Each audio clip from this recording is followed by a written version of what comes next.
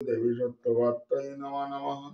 वाञ्छा कल्पतरुश्च कृपा सिन्धुभ्येव च पतितानां पावनेभ्यो वैष्णवेभ्यो नमो नमः। আজকে পাঠ হবে শ্রী সচ্চিদানন্দ ভক্ত। এনার নাম ছোটবেলায় ছিল কেদারনাথ দত্ত।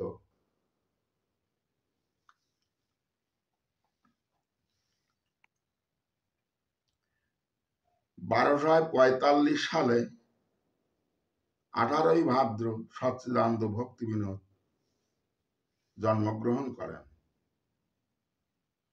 কেদারনাথ দত্ত ছিলেন উড়িষ্যার ম্যাজিস্ট্রেট। প্রথম উনি উড়িষ্যার ম্যাজিস্ট্রেট রাজভারীর ভগবানের নামেই উনি মত্ত ছিলেন। ভগবান দেবদেবতা তার ছিল একান্ত প্রিয়।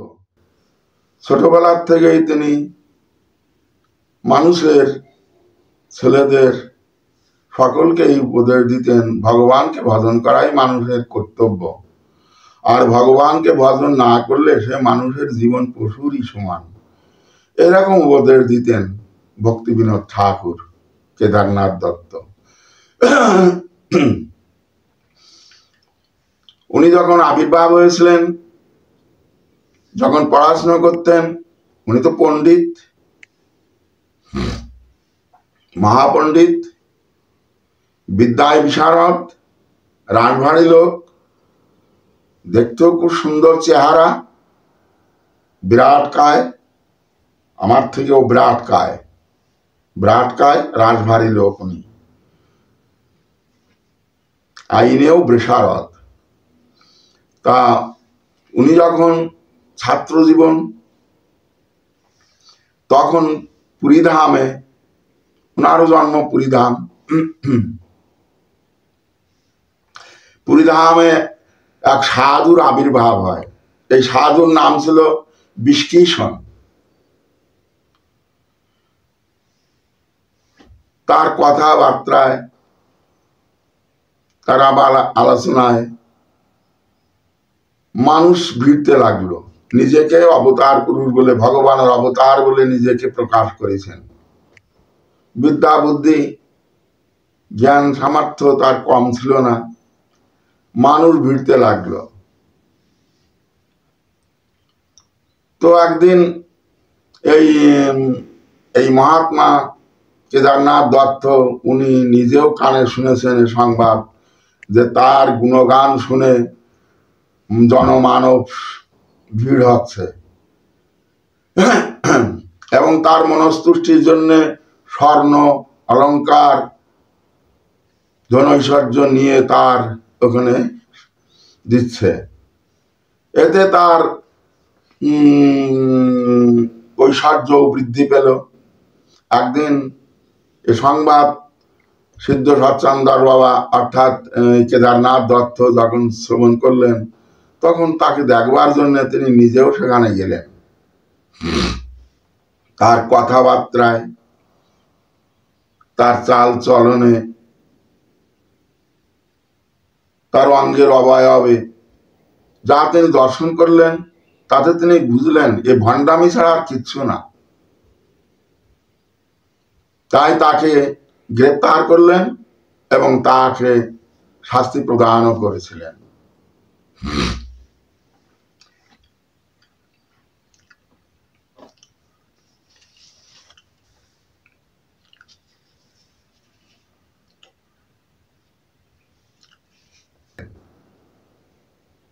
সেই সময় কেদারনাথ দত্ত ওনার ছাত্র একদিন জিজ্ঞাসা করছেন, গুরু মহাশয়,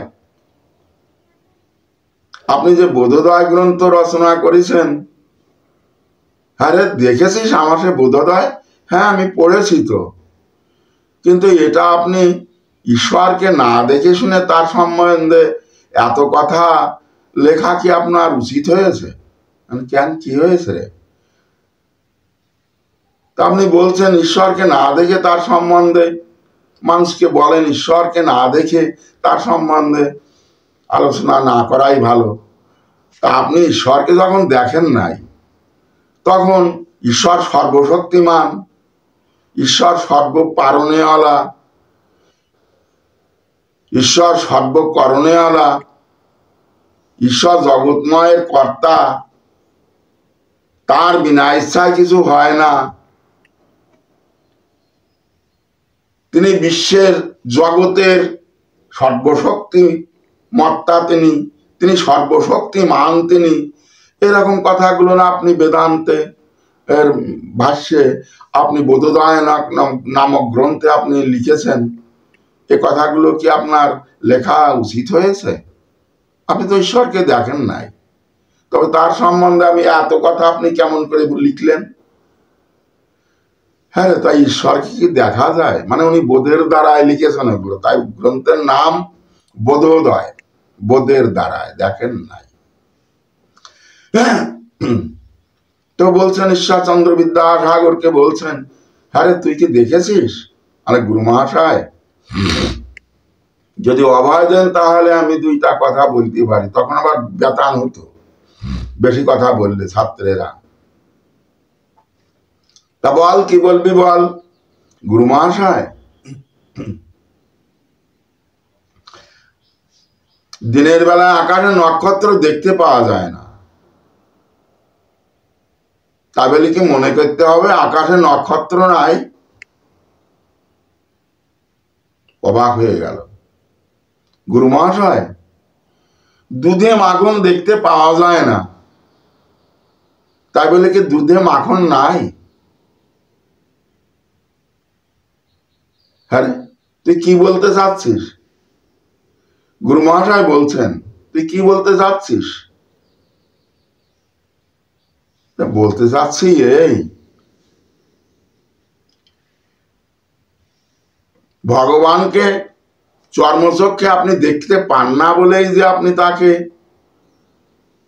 ভগবান বলে কিছু নাই এই কল্পনা আপনি করেছেন। তো আপনি যখন দুধে মাখন দেখতে পান না, আকাশে নক্ষত্র দেখতে পান না, অথচ তো আছে ভগবান, ভগবান আছেন, আপনি দেখতে পান না। এ কথা আপনি না বলে যে আমি ভগবান আছেন আমি দেখতে পাই না, তা তো আপনি লেখেন নাই। আপনি বলছেন, সবাইকে বলেন যে ভগবানকে যখন দেখা যায় না, তখন তার সম্বন্ধে আলোচনা না করাই ভালো। তাহলে আপনি নাস্তিকবাদ, আপনি ঈশ্বরকে মানেন না। তাই বলছি, যখন আপনি ঈশ্বরকে দেখলেন না, তখন তার সম্বন্ধে আপনার এই বোধোদয় গ্রন্থ আপনার লেখাও কর্তব্য হয়নি। অতএব ঈশ্বর আছেন, তো আপনি দেখতে পান না। তাই বলি ঈশ্বর সর্বশক্তিমান। যিনি সর্বশক্তিমান হন, যিনি সর্বশক্তিমান, তার কি নিজের দেহটা নিজে গড়ে নেওয়ার শক্তিটুকু তার নাই? যিনি সর্বশক্তিমান হন, তার কি নিজের দেহটা নিজেকে নিজে গড়ে নেওয়ার শক্তিটুকু তার নাই? উনি তখন এই ছাত্র কেদারনাথের, মানে সিদ্ধ সচ্চিদানন্দ দাস, পরবর্তীতে নাম হলো, ইনার কথা শুনে তখন বললেন, আরে তুই যে এক অপূর্ব কথা আমাকে শিখালি, আজ থেকে তুই আমার গুরু। সত্যি আমি তোর গুরু নই, তুই আমার গুরু। তুই এই জ্ঞানের অধিকারী, তুই কেমন করে হলি রে? সচ্চিদানন্দ দাস বললেন, এই জ্ঞান বই পড়লে পাওয়া যায় না। এই জ্ঞানগুলো ভগবানকে ভজন করলে, ভগবানকে স্মরণ করলে, ভগবানের পদে মতি নিষ্ঠা একনিষ্ঠ থাকলে এই জ্ঞানগুলো তিনি দিয়ে দেয়। এই জ্ঞানের নাম বেদ ভক্তি। ভগবানের প্রতি যার স্বাভাবিক জ্ঞান বিশ্বাস, তাকে বলা হয় বেদ ভক্তি। তাই তাকেই বলা হয় বেদের চরম সিদ্ধান্ত।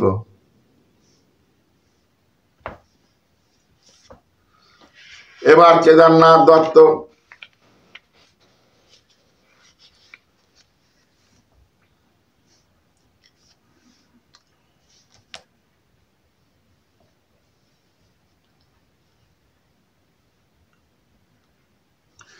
কেদারনাথ দত্তের ধর্মের একান্ত অনুরাগ, তাই বলে তিনি ধর্মভীরু মানুষের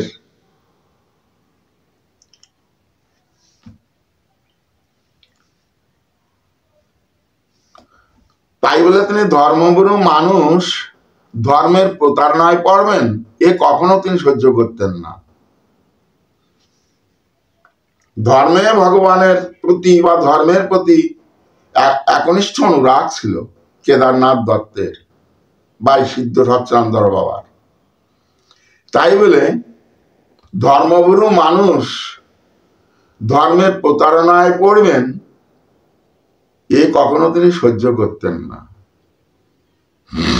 যেমন কলিযুগের ভগবান গৌর সুন্দর, তাকে ভগবান না বলে অন্য আর একজনকে তার গুণ, তার কিছু বৈষম্য দর্শন করে তাকে ভগবান বলে দল গড়ে নিয়ে তাকে ভগবান বলে প্রচার করতে থাকলো।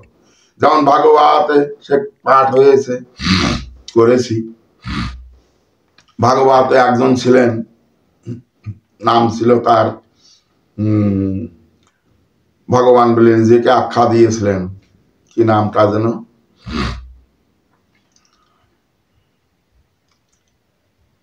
নামটা ভুলে যাচ্ছি। নামটা ছিল, নিজেকে ভগবান বলে আখ্যা দিয়েছিল। পুরুষের রাজা পৌণ্ড্রক নিপতি, বলদীপ্ত ছিল তার, কিন্তু মূর্খ ছিল অতি। কিরকম মূর্খ না, পত্রবাহকের কাছে পত্র লিখে পাঠাইলো দ্বারকায় কৃষ্ণের কাছে। তার মর্ম হচ্ছে এই যে আমি জগতে বাসুদেব অবতার, বৃথা অহংকার তুমি কৃষ্ণ ছাড়ো আপনার। তাই কৃষ্ণের মতন বেশ করিয়া ধারণ, শঙ্খ চক্র গদা পদ্ম করায় গ্রহণ। কৃত্রিম গরুর পৃষ্ঠে করিয়া আরোহণ, সমার করিতে যায় দ্বারকা ভবন। তাহলে মানুষ যখন রাজাই হোক আর মানুষের ভিতরে হোক জ্ঞান, বৈষম্য, অর্থ, বৃত্ত, সমার্থ, সৌন্দর্য যখন তার হয়, তখন সে নিজে নিজেকে প্রকাশ করে ভগবান বলে। এরকম অনেক ভগবান প্রকাশিত হয়েছে। আর কোন একটা গ্রন্থে দেখেছি ভগবান বলে এই কলিযুগে সহস্রাধিক কি একটা গ্রন্থের নাম, ছোট একটা ছুটি গ্রন্থ দেখেছিলাম অনেকদিন আগে ছাত্র জীবনে। তাতে লিখেছেন কলিযুগে সহস্রাধিক অবতার পুরুষের আবির্ভাব হয়েছে। সবাই প্রকাশ করছে যে আমি নিজে ভগবান, আমি ভগবান। কিন্তু ভগবান কি সবাই হয়? তাই সিদ্ধ সচ্চিদানন্দ বাবা ধর্মে অনুরাগ থাকলেও ধর্মভীরু মানুষ যে প্রতারণায় পড়বেন এইটা তিনি কখনো সহ্য করতে পারতেন না। ভগবান যিনি হবেন তিনি হবেন ষড়ৈশ্বর্যে সমন্বিত। এই ষড়ৈশ্বর্য সমন্বিত পুরুষকে ভগবান বলা যাবে। আরো আছে, শাস্ত্রীয় প্রমাণ থাকতে হবে। 18খানা পুরাণ আছে, এই পুরাণের ভিতরে তার প্রমাণ থাকতে হবে। সে কোথায় আবির্ভাব হবে, তার মার নাম কি হবে, তার বাবার নাম কি হবে, কোন গ্রামে আসবেন তিনি, ভবিষ্যৎবাণীতে এই বাণীগুলো লেখা থাকবে। যেমন গৌর সুন্দর কলিযুগে আবির্ভাব হয়েছেন তা লক্ষ লক্ষ বৎসর আগে, লক্ষ লক্ষ যুগ আগে তার লিপিবদ্ধ রয়েছে শাস্ত্রের ভিতরে, যে কলিযুগে গৌর সুন্দর আসবেন একদিন। কলিযুগে গৌর সুন্দর, কৃষ্ণ অবতীর্ণ হবেন দাবার যুগে, রাম অবতীর্ণ হবেন অযোধ্যা নগরে। ওই যে একটা সিদ্ধান্ত আছে নৃসিংহ পুরাণে, সে সিদ্ধান্তগুলো পূর্বে পাঠে আমি বলেছি, কোন এক পাঠে। সত্যে দৈত্য ক্রোধাধিপ নাশ, প্রমাণ, ভগবানের প্রমাণ। সত্যে দৈত্য ক্রোধাধিপ নাশ, সমর স্ফুজনক কেশরী, নৃসিংহ পুরাণের কথা। সত্যে দৈত্য ক্রোধাধিপ নাশ, সমর স্ফুজনক কেশরী, ত্রেতায় দশস্কন্ধনাং পরিভাবন রমাভিনামাকৃতি, গোপাল পরিপালন ব্রজপুরে ভারং হরণ দ্বাপরে গৌরাঙ্গ প্রিয় কীর্তন, কলিযুগে চৈতন্য নামাহরি। হে কত কাল আগে, কত যুগ আগে এ লিখে রেখেছেন পুরাণের ভিতরে যে সত্য যুগে মহারাজ মহাবলবান, বাংলায় অর্থ হিরণ্যকশিপু বলি যাহারও আখ্যান, নখেতে বিদারি তাহে করিতে সংহার, হরি অবতীর্ণ হয়েছিলেন নৃসিংহ অবতার। নরের ন্যায় দেখতে, মুখমণ্ডল সিংহের ন্যায়। এই নৃসিংহ অবতার সত্য যুগে সারসিস মন্বন্তরে, সত্য যুগে স্বয়ম্ভু মন্বন্তরের পরে সারসিস মন্বন্তর, সেই সত্য যুগে এই নৃসিংহ অবতার হয়েছিলেন। তারপরে ত্রেতা যুগে দশানন রাম রূপে অবতীর্ণ হইলেন দশাননকে নিহত নিধন করবার জন্য। ত্রেতায় দশস্কন্ধরাং পরিভাবন নামাকৃতি, 10 স্কন্ধ, 10টা মুন্ড ছিল রাবণের। এই 10 স্কন্ধ রাবণকে নিধন করবার জন্য অযোধ্যা নগরে, জায়গাটার নামও তাতে বলা রয়েছে, কোথায় আসবেন তিনি, কি নাম হবে তার। অতএব এই ত্রেতায় 10 স্কন্ধ রাবণকে নিধন করবার জন্য অযোধ্যা নগরে রাম রূপে অবতীর্ণ হয়েছিলেন। দাপার যুগেতে, তারপর দাপার যুগের কথা, সেই হরি দাপার যুগেতে পৃথিবীর ভার হরিবারে গোপাল পালন করিলেন ব্রজপুরে। তিনি ব্রজপুরে অবতীর্ণ হয়েছিলেন গোপাল পালন করবার জন্য। গো হচ্ছে বেদ, গোপাল গরুর পাল, আর এক নাম গো শব্দের অর্থ হচ্ছে পৃথিবী। এই পালন করবার জন্য তিনি জগতে আবির্ভাব হয়েছিলেন। কোথায়? ব্রজপুরে। তাহলে নামগুলো এরকম করে লেখা আছে। অর্থাৎ সেই বিশ্লেষণ হোক আর যেই হোক, অবতীর্ণ হতে গেলে তার এইরকম করে 18খানা পুরাণে প্রমাণ থাকতে হবে। নাই তারা কি ভগবান হবে? ভগবানের অবতার পুরুষ বলা যাবে? এই মূর্খ যারা জাগতিক MA পাস BA পাস করে কি তাকে জানতে পারা যায় বাবা? না, তাকে জানতে পারতে গেলে ভজন করতে হয়, অথবা যারা ভজন করেছেন তাদের কাছে জিজ্ঞাসা করতে হয়, জানতে হয়, তারপরে ভগবান কি না তারপরে বুঝতে পারা যায়। তা না করে এই জাগতিক বিদ্যা বুদ্ধি দিয়ে কখনো ভগবানকে, মহাপুরুষকে, ঈশ্বরকে, অবতার পুরুষকে কখনো জানতে পারা যায় না। তাই ষড়ৈশ্বর্য থাকতে হবে, শাস্ত্রীয় প্রমাণ থাকতে হবে 18খানা পুরাণে। ষড়ৈশ্বর্য কি? ঐশ্বর্য, বীর্য, জ্ঞান, যশ, শ্রী এবং বৈরাগ্য, এই 6টা ঐশ্বর্য তার থাকতে হবে। ভগবানের ঐশ্বর্যও ছিল, এই অনন্ত কোটি বিশ্ব ব্রহ্মাণ্ড তার ঐশ্বর্য। দ্বারকা নগরে তিনি দেখিয়েছিলেন 16,000 মহিষী কে নিয়ে তিনি, আবার অষ্টপাট রানীকে নিয়ে তিনি বিহার করতেন, এটা তার ঐশ্বর্য। এবং প্রতি গর্ভে তিনি 10টা করে পুত্র সন্তান, গুনে গুনে 10টা করে পুত্র সন্তান তিনি দিয়েছিলেন প্রত্যেক গর্ভে। এই 16,000, ওই বলা আছে আমার 16,000, এই নরক রাজাকে নিধন করে 16,000 সেই কন্যাগণ উদ্ধার করেছিলেন।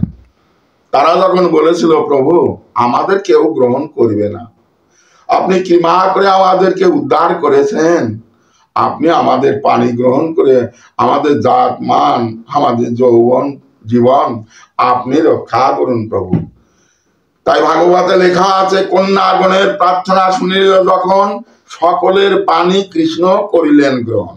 তাই 60,000 এই 16,000 কন্যার সঙ্গে বিবাহ করেছিলেন। আর অষ্টপাট রানী এতগুলোনের সঙ্গে তিনি বিহার করেছেন, এগুলো তার ঐশ্বর্য। আবার বৈরাগ্য কিরকম, 100 কোটি গোপী নিয়ে, 100 কোটি গোপীতে নিয়ে তিনি রাজ করেছেন, অথচ কোনো গর্ভে সন্তান নাই, কোথাও তিনি খণ্ডও হন নাই, অখণ্ডিত। যা দেবলোক থেকে সে কথা বলা হয়েছে আমার ভাগবতে রাসলীলাতে। ভগবান কৃষ্ণ রাসলীলা করেছিলেন যে সেখানে কোনো কামের লেশ নাই। এত রমণী নিয়ে তিনি বিহার করেছেন, তবু তিনি নিটুট। তার স্বর্গের থেকে দেবতাগণ দেখেই বুঝতে পেরেছিলেন, দেখেছিলেন যে ভগবান অখণ্ড। অতএব এইটাই হলো তার, একটা গেল ঐশ্বর্য বলেছি, দ্বারকার লীলা, এরকম অনন্ত ঐশ্বর্য ভগবানের। বৈকুণ্ঠ আদি সৃষ্টি করে রেখেছেন, এগুলো তার ঐশ্বর্য। আবার মাধুর্যে এসে তিনি কি করলেন, তিনি রাসলীলা করলেন, সেখানে তিনি অখণ্ড, সেখানে সন্তানাদি নাই, সন্তানাদি হওয়ার মতন কোনো কারণও নাই। শুধু নাচানাচি, লাপালাপি, মাখামাখি, জড়াজড়ি করেছেন। দেবলোকের থেকে দেবতারাও তার দর্শন পেয়েছিলেন, তবুও ভগবান কৃষ্ণ যেমনই তেমন।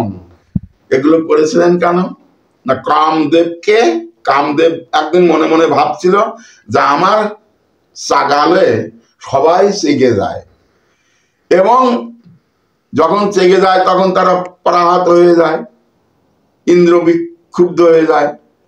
হয়ে গেলে তখন সে নিজেকে নিজে, কামদেব আমি সবাইকে জয় করেছি এই কথা বলতো। তাই তার অহংকারকে চূর্ণ করবার জন্য ভগবান কৃষ্ণ ওই রাসলীলা করেছিলেন। যে কখনো কামদেব তুমি মনে ভেবো না যে সকলেই আমার বাণে মোহিত। তাই রাসলীলা করে হরি মদন, ওখানে লেখা আছে ভাগবতে, রাসলীলা করে হরি মদনে জেনিতে, অন্য কোনো ভাব তার নাছিল মনেতে। রাসলীলা করলেন শুধু মদনকে জয় করবার জন্য। মদন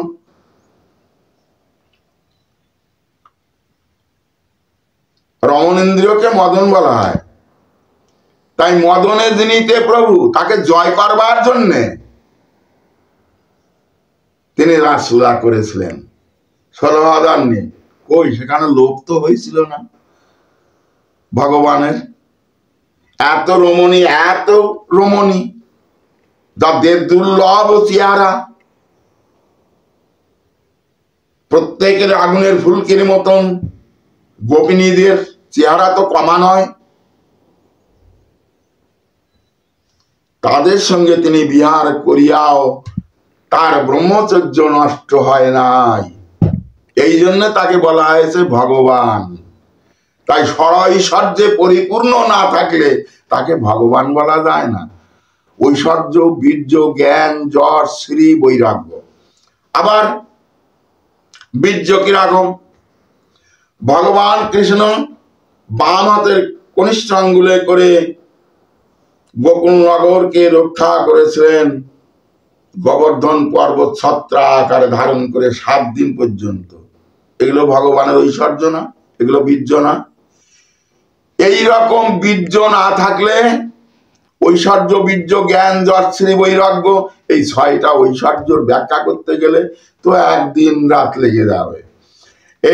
এইগুলো থাকতে হবে একটা মহাপুরুষের ভিতরে বা অবতার পুরুষের ভিতরে, তবে তাকে ভগবান বলা যায়। আর তার হাতের চেহারা, হাতের তলায়, পায়ের তলায় শঙ্খ, চক্র, গদা, পদ্ম, এই চিহ্নগুলো অঙ্কিত থাকতে হয়, রেখার দ্বারায় আঁকানো আঁকানো থাকে শঙ্খ, চক্র, গদা, পদ্ম। এইগুলো না থাকলে মহাপুরুষ বা অবতার পুরুষ বলা যায় না। তাই কলির মানুষ সব MA পার BA পার বড় বড় অবস্থায় ডাক্তার মাস্টার অফিসার হয়ে যারে তারে সব ভগবান বলে বড়াচ্ছে। ভগবান কত সস্তা। ভগ যুক্ত বান, ভগবান। ভগ মানে ষড়ৈশ্বর্য আর বান মানে সমন্বিত। যিনি ষড়ৈশ্বর্যে সমন্বিত হন তিনি ভগবান। তাই এই সিদ্ধ সচ্চানন্দ বাবা কেদারনাথ দত্ত এই বিষ্কিষণকে সেই কারণে তিনি শাস্তি প্রদান করেছিলেন, যে দেখলেন যে এই ভণ্ডামি ছাড়া আর কিচ্ছু নয়। তারপরে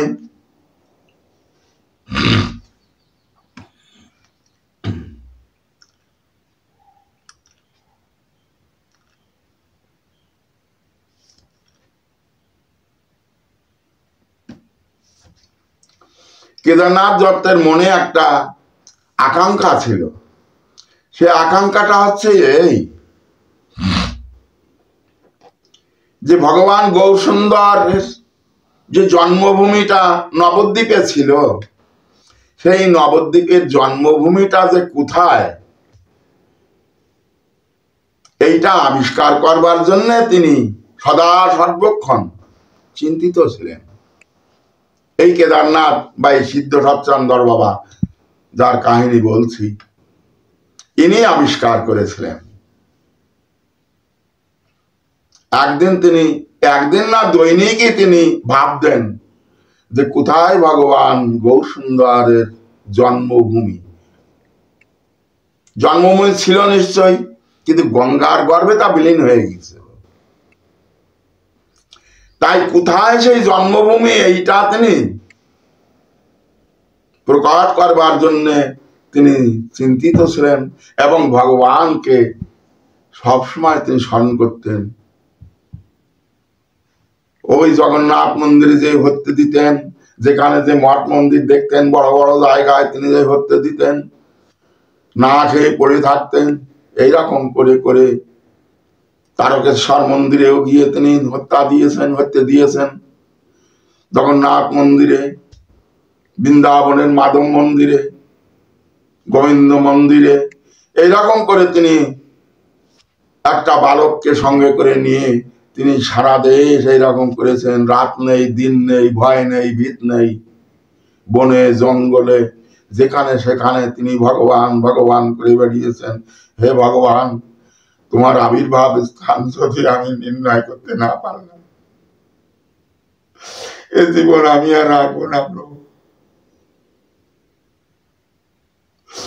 যদি আমি আগামীকাল যদি তোমার জন্মভূমি আমি নির্ণয় করতে না পারি, এ জীবন আমি গঙ্গার জলে বিসর্জন দেব। ওই রাত্রিতে তিনি শুনতে পাইলেন ঠান ঠান করে ওই দূরে ঘন্টা বাজছে। গঙ্গার উত্তর তীরে, গঙ্গার উত্তর তীরে ঘন্টা বাজছে। দেখেন তাকিয়ে সেই গভীর রাত্রে একটা আলোকময় একটা মন্দির, সেইখানে ঠন ঠন করে ঘন্টা বাজছে। কিন্তু সেখানে ওই মন্দির ছাড়া আর কোনো ঘর বাড়ি মন্দির আর কিচ্ছু না। আলোকময় একটা মন্দির, অট্টালিকা